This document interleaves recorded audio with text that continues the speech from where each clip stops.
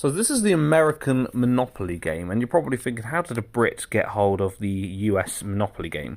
Short answer, I bought it at a car boot sale. And there is no long answer because the short answer is the right answer and the only answer. So I bought this, it was about £3, which is quite a good rate actually, quite a good cost considering.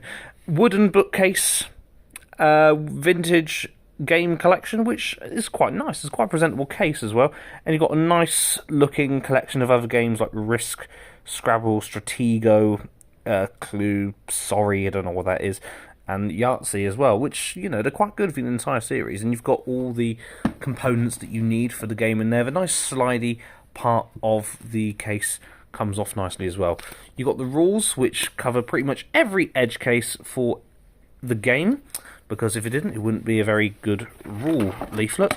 You've got the board that comes out quite nicely, actually. The only reason it's taken me forever is because I'm very, very cack-handed, and unfurling this when I've got one hand holding the camera is obviously not a good idea, but you've got the full American Monopoly board from Mediterranean Avenue to Boardwalk.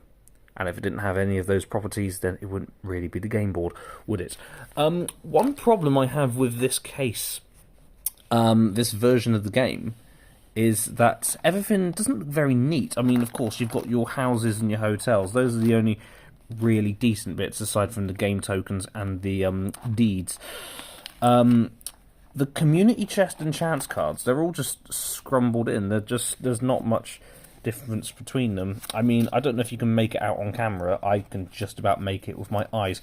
But the community chest cards are sort of more of a goldy colour, and the chance ones are more orange, and you just put them down respectively. At least in the UK version, it says on the other side, Chance Community Chest, so there's no illusion as to what it is if you're colourblind or something like that. The money as well, it's just stacked in. I don't think it looks that presentable, if I'm honest. I mean, you've got all the bills, and I know the bills are a different colour in the UK than what they are in the US version of the game, and again, just all being stacked in. I suppose you could stack them up like that, but it's plastic. It's incredibly flimsy, and I wouldn't trust that to hold the things. And obviously the tokens, different from the UK. You've got dog, shoe, top hat, race car, thimble, and train. And I was always the top hat. Even if the dog was already taken, I'd still be the top hat anyway, because I just was.